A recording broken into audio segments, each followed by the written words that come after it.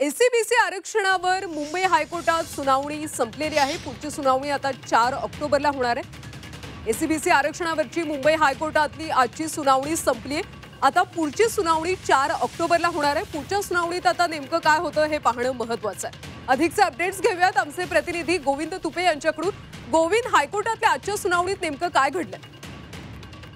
एकूणच मराठा आरक्षणासंदर्भातली जी सुनावणी होते त्या अनुषंगानं अनेक मुद्दे जे आहेत ते या ठिकाणी न्यायालयात उपस्थित करण्यात आले आणि न्यायालयाने खूप अनेक प्रश्न उपस्थित केले आणि या सर्व प्रश्नांवर पुढची जी सुनावणी आहे ती 4 ऑक्टोबरला पार पडणार आहे। परंतु यामध्ये आजच्या सुनावणीमध्ये खास करून न्यायालयाने जे विचारणा केली की जे मराठा समाजाला 2 आरक्षण दिली जात आहेत, 2 वेगवेगळ्या प्रकारची आरक्षण मिळत आहेत, तर त्यातलं नक्की कोणतं कंटिन्यू करणार आहात याबाबतचं न्यायालयाने विचारलं। त्याचबरोबर गायकवाड समितीनं जे या ठिकाणी जो अहवाल दिलेला होता त्या अहवालावर जे याचिकाकर्ते होते त्यांनी या ठिकाणी आक्षेप नोंदवला होता आणि त्या अनुषंगाने काही महत्वाची जी चर्चा आहे त्याबाबतचा युक्तिवाद जो आहे तो या ठिकाणी पार पडल्याचं पाहायला मिळालं। खास करून मराठा समाजाकडे असलेली घरं असतील, त्यांच्याकडे असलेले आर्थिक उत्पन्नाचे सोर्स असतील,